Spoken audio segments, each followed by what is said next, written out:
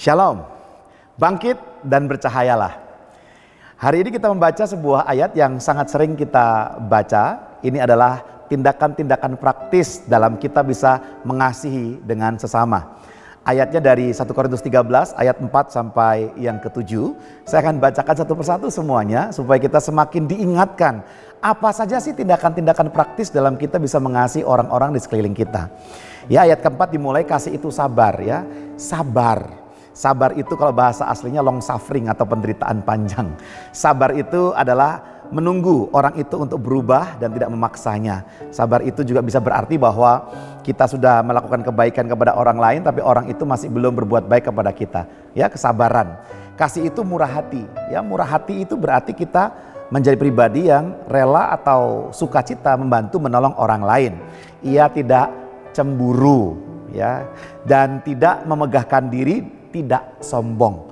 Jadi ternyata kalau teman-teman, Bapak Ibu Saudara sekalian mau menjadi pribadi yang penuh kasih, kita perlu hilangkan itu kesombongan dalam diri kita. Merasa paling baik, paling hebat, paling benar, kita buang jauh-jauh. Kemudian ayat kelima, ia tidak melakukan yang tidak sopan. Jadi ternyata di dalam kasih ada kesopanan. Anak bertemu dengan orang tua, karyawan dengan atasannya. Ya, katakanlah kita punya hubungan dekat dengan seseorang, tetapi kalau saat itu konteksnya adalah konteks dalam pekerjaan, maka kita nggak boleh mencampur adukan hubungan di luar pekerjaan dan di dalam pekerjaan. Sopan, mungkin ketika makan siang atau makan malam bersama, kita bisa memberikan makanan kepada yang lebih tua terlebih dahulu. Jadi kasih itu sopan. Dan ia tidak mencari keuntungan sendiri. Jadi kasih itu nggak egois. Kalau selama ini kita jadi pribadi yang egois, pokoknya buat saya duluan, untuk saya, yang lain belakangan, atau lebih parahnya nggak pedulilah, yang penting perut saya kenyang, yang lain nggak peduli. Maka itu bukan tindakan kasih. Jadi kasih kita perlu pikirkan orang-orang di sekeliling kita. Ya, pasangan kita mungkin dia belum makan, anak kita mungkin dia butuh perhatian. Memang kadang-kadang kita berpikir bahwa saya butuh me time, saya butuh waktu sendiri dengan saya butuh untuk waktu luang untuk melakukan hobi saya.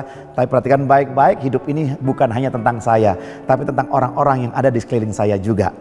Kemudian dikatakan, ia tidak pemarah. Bayangkan, kalau Anda hidup dalam kasih, maka Anda tidak boleh jadi pemarah yang kata-katanya kasar, kata-katanya ketus atau mengumpat orang, tidak boleh. Di dalam kasih nggak ada marah-marah begitu. Ya, mungkin sesekali kita marah, silakan, tapi marah-marah itu tidak dianjurkan. Kemudian tidak menyimpan kesalahan orang lain, namanya dendam. Orang yang penuh kasih dia nggak dikuasai oleh dendam.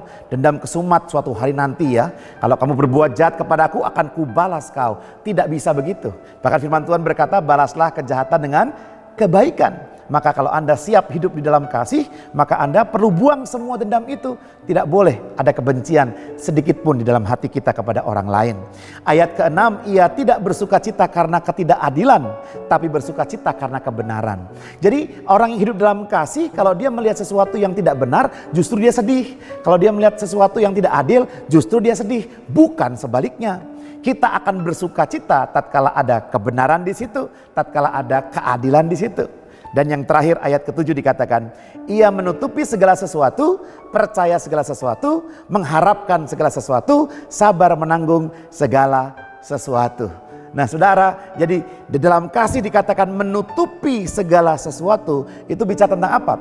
Ini bukan tentang menutupi dosa teman kita, bukan bicara tentang menutupi kesalahan orang yang kita kenal, bukan. Tetapi ketika kita menggunakan kasih, maka potensi-potensi dosa akan ditutupi oleh kasih ini. Sehingga kita yang mungkin akan berdosa menjadi tidak jadi berdosa karena kita punya dasar kasih. Saya berdoa kita semuanya bisa mempraktekkan setiap ayat-ayat yang baru saja kita baca di dalam kehidupan kita sehari-hari. Tuhan Yesus memberkati, mari kita berdoa. Terima kasih Bapak yang baik. Kami tahu, kami percaya bahwa ketika kami menerima Yesus dalam hati kami menerima kasih yang sempurna ini. Tuhan, tuntun, ajar dan mampukan kami agar kami bisa mempraktekkan tindakan-tindakan kasih ini dalam keseharian kami.